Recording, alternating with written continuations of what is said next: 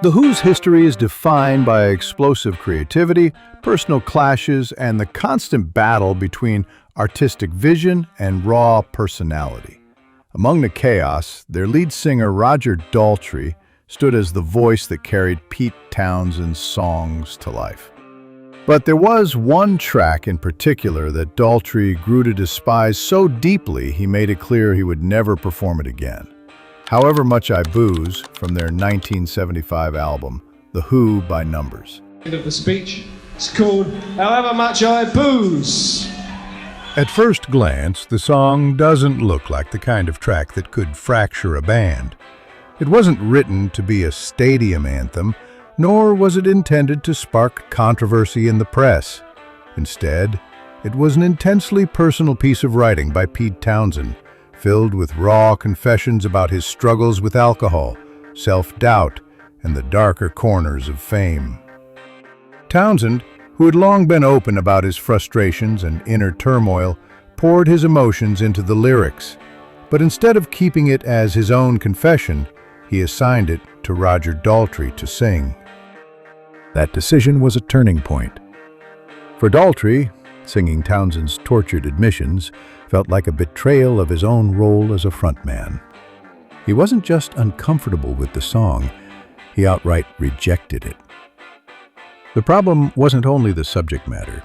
Daltrey believed that the words weren't his to sing. They reflected Townshend's personal demons, not his. Standing in front of thousands of fans night after night, voicing another man's private despair felt inauthentic. He felt like he was being asked to carry someone else's pain, and he wasn't willing to do it.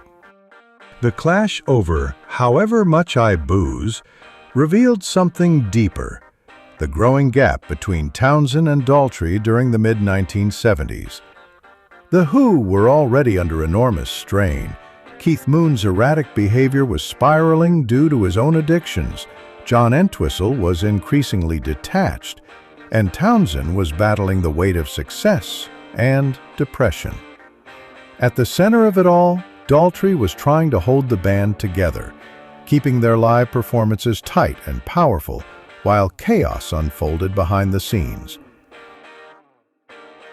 When the band began recording The Who by Numbers, Townshend pushed his vulnerability into the music more than ever before.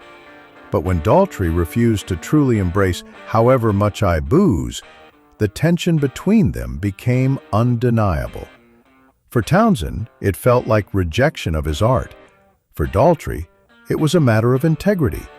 He wanted to remain honest with his audience, and to him, honesty meant not pretending those words were his own. On stage, the song quickly disappeared from their set lists. Unlike classics such as Baba O'Reilly, My Generation, or Won't Get Fooled Again, this track was essentially erased from their live history. The band barely touched it after the album's release, and Daltrey never looked back.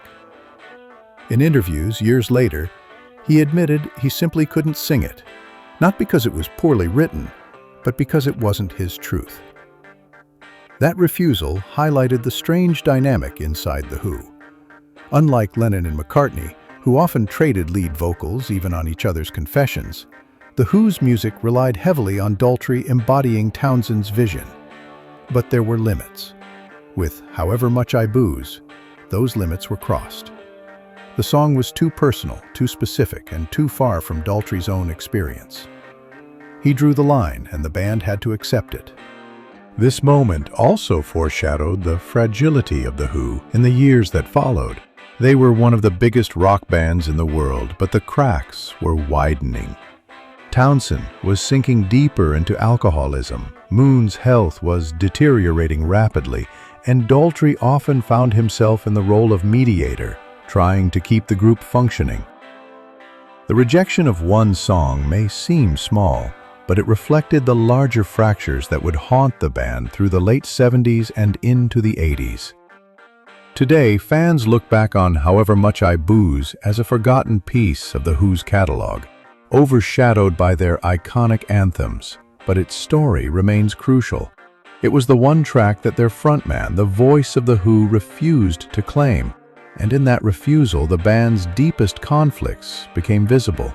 It wasn't just about music, it was about identity, authenticity, and the struggle of carrying someone else's burden on stage.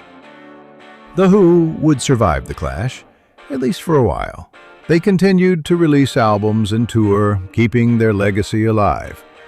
But the scars of moments like this never fully healed. And for Roger Daltrey, However Much I Booze will forever remain the song he refused to sing. A symbol of how personal struggles inside a band can spill over into the music itself, and sometimes can never be reconciled.